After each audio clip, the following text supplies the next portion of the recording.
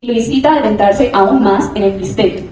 Más adelante conocerá a Morel y su grandiosa invención que garantizará la inmortalidad. Ese es el tema del libro que escogí para mi monografía. Muy buenos días, mi nombre es Verónica Castellanos y el tema que trataré hoy es el surrealismo y descolocación perceptual, específicamente en la obra La invención de Morel de Adolfo Bioy Casas. Antes de comenzar, es este el libro. Si les interesa, me lo pueden pedir, lo pueden mirar, no hay lío. Bueno, ya les hablado un poquito acerca del argumento de la historia de Adolfo Bioy Casas, es un autor argentino, cuyos temas recurrentes son la realidad, la inmortalidad, la transformación y la irracionalidad. He llegado a mi pregunta de investigación. ¿De qué manera utiliza Adolfo Bioy Casas el surrealismo para desencadenar una descolocación perceptual en el lector y cuestionar las nociones convencionales de la realidad en su novela La invención de Morel? Para darle respuesta a esta pregunta, debemos definir ciertos conceptos que son bastante claves. El primero es el surrealismo. El surrealismo es un movimiento que busca expresar el pensamiento y la imaginación liberados de las restricciones de la lógica y la realidad objetiva. Por otra parte, la descolocación perceptual es aquel fenómeno que desafía las expectativas habituales, creando una experiencia inusual o desconcertante para el observador. Dicho esto, el objetivo de mi monografía es considerar la posible creación de una realidad alternativa en la obra, producto del surrealismo, para que quede bastante claro. Adolfo utiliza el surrealismo para desencadenar una descolocación en el lector. Esta descolocación dará lugar a la creación de una realidad alternativa. Por otra parte, la importancia de esta monografía es que permita al lector reflexionar sobre la naturaleza de la percepción y la construcción de la identidad, además de despertar la imaginación. En cuanto a metodología, mi monografía está dividida en 3 capítulos. Cada capítulo analizará un aspecto particular del surrealismo. En el primero, lo inverosímil, en el segundo, lo inconsciente y en el tercero, lo onírico. Cada uno será argumentado a través de un elemento literario. Lo inverosímil con el narrador, lo inconsciente con el arco del personaje y lo onírico con el cronotopo. Bien, hemos llegado a una parte crucial, y es que acerca de la novela hay que mencionar un aspecto principal. Esta está presentada en formato de diario, y como sabemos, esto es de carácter personal. Es decir, el autor del diario hará la función de narrador y protagonista simultáneamente. El lector estará viendo todo a través de los mismos ojos de este personaje. Por ende, todos los aspectos literarios van a depender del mismo. La atmósfera, el espacio y el tiempo dependerán de él, ya que él decidirá qué incluye en las entradas del diario. Por otra parte, como es el protagonista, el arco del personaje, su desarrollo y la trama serán inferidos a través de la interpretación del lector de las entradas. Aquí se ve esta relación tan intrínseca que tiene tanto el lector como el autor.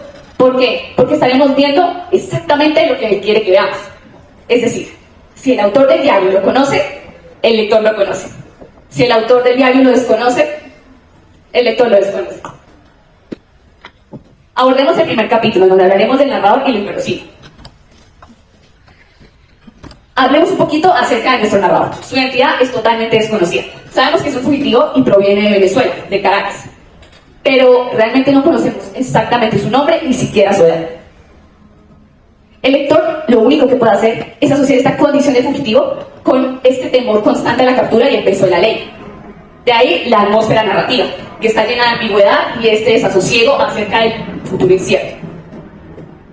Así comienza marcándose lo que vendría siendo el estilo narrativo.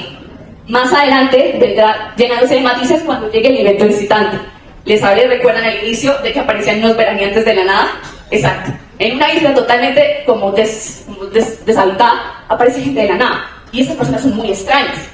De ahí comienza el narrador a centrar sus entradas en este evento. Y surgen 2 tipos de dudas. Las dudas internas y las dudas externas. Dudas internas son aquellas en las que el narrador cuestiona su cordura. ¿Lo que estoy viendo es real? No, tal vez es el calor, por eso es que lo estoy viendo. Mientras que en las dudas externas nos referimos directamente a que cuestiona lo percibido por sus sentidos. Lo que estoy viendo totalmente es irreal. ¿Qué sucede? Lo interesante de esta novela es que esos cuestionamientos están sin delimitar. Y aquí ocurre lo importante con lo inverosímil, ya que el lector, en el contexto, empleará tanto lo de es irreal o estoy loco para tener este referente de qué es lo que debería aceptar como mi realidad. Cuando estas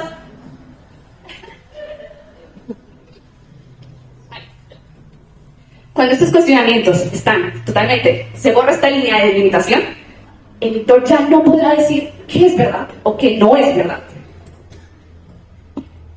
Aquí lo podemos ver en esta cita, donde el autor dice: tenía una invasión de fantasmas, una invasión de policías, menos verosímil.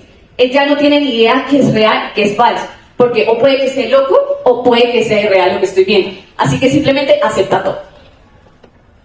Ahí hemos llegado a la conclusión del primer capítulo y ahí vemos lo inverosímil, que es una característica del surrealismo, en donde el narrador borra la delgada línea entre lo verosímil y lo inverosímil de la realidad convencional. Ha descolocado totalmente al lector, y de esta manera el lector ya no esperará nada, esperará todo. Llegando al segundo capítulo, abordaremos el arco del personaje y la exploración del inconsciente. Y como vamos a hablar del arco del personaje, definámoslos básicamente cuáles son sus pasos de desarrollo. Comienza con un evento incitante, donde se desencadena la acción. ¿Recuerdan? Les dije, el evento incitante es la aparición de los veraneantes. Sigue el desarrollo del conflicto, donde se enfrentan los obstáculos. Aparece el punto de inflexión, donde se experimenta una revelación.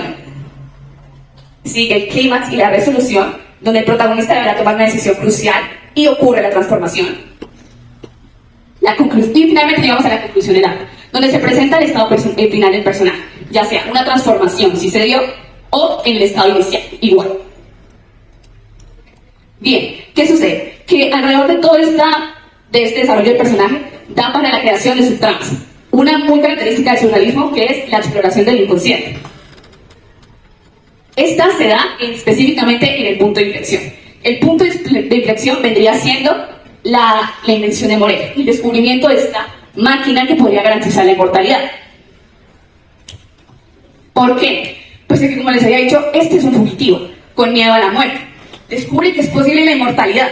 Entonces, va a querer tomar esta decisión. Pero para que me entiendan un poquito más, ¿qué implica ser inmortal tomando en cuenta la máquina de Morel? Resulta que, ¿cómo funciona? Hagan en cuenta, es un proyector. Así es la máquina de Morel. Así es la máquina de Morel. Graba un periodo de tiempo específico, en el caso de la novela fue una semana, y lo reproduce eternamente. Así, sucesivamente. Lo que pasa es que para inmortalizar a una persona con esta máquina, esta debe absorber su conciencia y su materialidad. Y ustedes se preguntarán, ¿cómo puedo ser inmortal si no soy consciente de que existo eternamente? Y ni siquiera soy físico perceptible. Ahí está el punto, y es que cuestiona todas las nociones que tenemos de la realidad. Llega al punto de clímax y resolución, donde nuestro protagonista tiene que tomar una decisión, si permanecer como un fugitivo lleno de miedo o cambiar a convertirse en inmortal.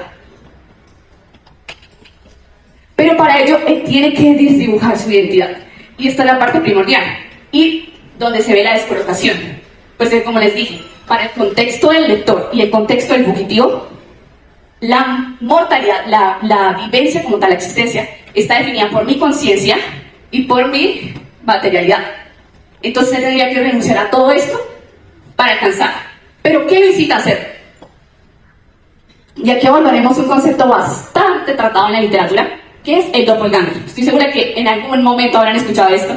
En mi ensayo, pues, en mi monografía, lo trataré como lo siguiente: la existencia de dos entes en la misma realidad partiendo de un mismo sujeto. ¿Me van a entender? Sí. Bueno. ¿Qué sucede? Que ahí volvemos a lo de la invención de Morel. Grabó un pedazo de tiempo y lo está reproduciendo constantemente. Es decir, que todas las proyecciones, las imágenes de esta proyección son el doppelganger de la realidad. Entonces, toda la isla y todo lo que percibe el fugitivo es un doppelganger, excepto él. Volvamos al inicio. ¿Recuerdan que les hablé de Faustín? Él se enamoró perdidamente de este personaje, pero no de la Faustín real, porque recordemos, esa no existe. Él solo vio su proyección. Entonces, lo incita dos cosas. La primera, quería ser parte de esta realidad en la que él era el único que no era un doppelganger. Y la segunda, convivir eternamente con su amada. Aquí en esta cita podemos ver cómo le ilusionaba a nuestro fugitivo el permanecer eternamente con su mamá, donde dice: creo que me cegaban la afición a presentarme como un ex muerto, el descubrimiento literario o cursi de que la muerte era imposible al lado de esta mujer. Bien, sorprendería tal vez mencionar que todo lo que les hablé en este capítulo fue prefigurado en las primeras entradas del libro. donde el fugitivo menciona que creo que perdemos la inmortalidad porque la resistencia a la muerte no ha evolucionado. Sus perfeccionamientos insisten en la primera idea, rudimentaria, retener vivo todo el cuerpo. Solo habría que buscar la conservación de lo que interesa a la conciencia. Básicamente es lo que les está diciendo lo que les estoy diciendo, que lo realmente importante es el inconsciente y el cuerpo material no es interesante. Y eso cuestiona todas las nociones de lo que vendría siendo para nosotros la realidad. Entonces, para concluir el arco del personaje, el protagonista jamás cambió. Él solamente está viendo acorde a sus ideales. Y ahí hemos llegado a la conclusión, en donde mediante el arco del personaje se crea una subtrama, que es la surrealista, que es la exploración del inconsciente, donde aborda el tema de la inmortalidad y especifica que para alcanzarla se debe abandonar su materialidad y conciencia, lo que para él, el fugitivo, y para el lector constituye la parte primordial de realidad. Finalmente hemos llegado al tercer capítulo, en donde trataremos el cronotopo de Bakhtin y lo onírico. Hablemos un poco de este concepto literario. El cronotopo fue introducido por el teórico y crítico literario ruso Mijaíl Bakhtin y habla básicamente de la interrelación entre el tiempo, cronos, y el espacio, topos. Básicamente es una relación intrínseca que es fundamental para la comprensión de cualquier tipo de obra literaria. Como dato interesante, casi todos los aspectos literarios dependen del cronotopo y dependiendo de esto, pues, el género de la novela. Bien. Como estamos hablando de una relación, definamos ambos conceptos por separado primero. Hablemos primero del tiempo. El tiempo es distorsionado. ¿Qué quiere decir esto? Que por su naturaleza de diario, las entradas no van a seguir un orden cronológico. Incluso hay entradas que hablan solamente de acción. Sí, fui, caminé, comí. Hay otras que hablan solo de pensamientos. Hay unas que cortan la acción e incluyen pensamientos, otras que narran pasado, presente y futuro a la vez. Es bastante fragmentado. En cuanto al espacio, es un espacio recóndito. Es una isla totalmente solitaria. Y aquí es importante resaltar el por qué tal vez el personaje también tomó esta decisión de cambiar. Puesto que para el fugitivo lo único que existía era su isla. No había más, era su realidad. Y el no pertenecer le provocaba cierta incomodidad. Otra cosa, dentro de la isla existen solamente 3 construcciones. Existe el museo, existe la capilla y existe la pileta. Y como dato, el museo realmente no es un museo. Todo el mundo hay un museo, sabemos de qué se trata un museo. Bueno, en la novela no lo tratan como tal, sino es más visto como una residencia. Ahí habitan las figuras y ahí habita también el mismo fugitivo. Esto hace cierta metáfora acerca de lo que vendría siendo la novela, de que las figuras no son reales y simplemente como existen y están ahí para ser vistas, así como cuando una persona visita un lugar, un museo, para ver reliquias. Bueno, ya hemos definido el primer cronotopo, el del fugitivo, pero recordemos que estamos hablando de una máquina que también reproduce los eventos del pasado. Entonces habría otro cronotopo, porque los personajes, como dato, no vestían de la época, no actuaban como la época. Entonces, este cronotopo era del pasado y estaba existiendo simultáneamente junto con el del fugitivo. Y aquí abordemos un poco más a Bakhtin. Bakhtin dice que en todas las obras literarias debe existir más de un cronotopo, pero estos deben existir paralelamente. No pueden existir simultáneamente. Además, también pueden existir cronotopos grandes y dentro de este, más pequeños. Esto es lo que da los matices, la interés en la obra. Lo que sucede aquí es que hay dos cronotopos yuxtapuestos, están uno encima del otro. Y estos se evidencian acá, por ejemplo. Tengo un dato que puede servir a los lectores de este informe para conocer la fecha de la segunda aparición de los intrusos. Las 2 lunas y los 2 soles se vieron al día siguiente. ¿Por qué 2 lunas y 2 soles? La luna de su cronotopo y la luna del cronotopo de la invención de Morel. Esta superposición de cronotopos lo que hace es que agrega más complejidad a la obra, y la interpretación solamente lo llevará a que la dualidad se convierta en realidad. Hay todos de todo. Faustín hubo dos de cada persona. Y que en algo exista de a dos, solamente se le puede atribuir un adjetivo, y es lo onírico. Onírico es referente a los sueños. Todos aquí hemos tenido sueños, me imagino. ¿Sí? Bueno, básicamente los sueños no se pueden explicar, son supremamente extraños. Y es el único adjetivo que se le puede atribuir a esta atmósfera, a todo este cronotopo. Aquí podemos comprender, digámoslo así, lo que para el fugitivo fue la aceptación de su realidad, dualidad, su dual. Comprendí que era cierto lo que había dicho horas antes Morel. Pero es posible que no lo hubiera dicho por primera vez, horas antes, sino algunos años atrás. Lo repetía porque estaba en la semana, en el disco eterno. Él lo aceptó como si fuera nada. Y es de esta manera que la superposición de cronotopos agrega complejidad al establecimiento de la noción convencional de la realidad. Aquí en este momento el lector ha sido totalmente descolocado, porque se ha creado una nueva alternativa de una realidad.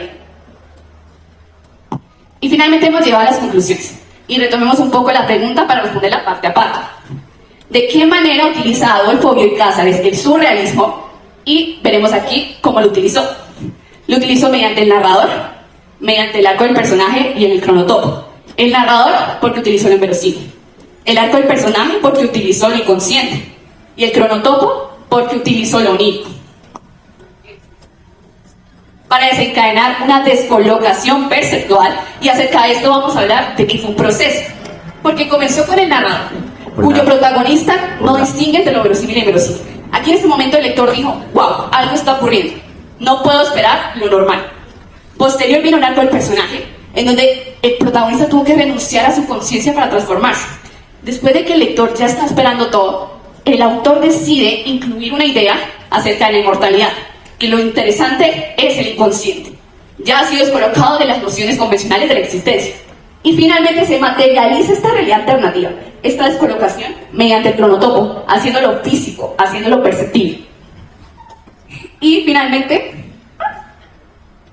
y cuestionar las nociones convencionales de la narrativa. Bueno, básicamente, no es normal ver una novela en la que se cree una realidad totalmente alterna y que no sea de ficción como tal. Además, se logró el objetivo de esta investigación, la monografía, de considerar la posible creación de una realidad. En efecto, ocurrió. Es la juxtaposición de dos cronotopos. Y eso sería todo. Muchísimas gracias.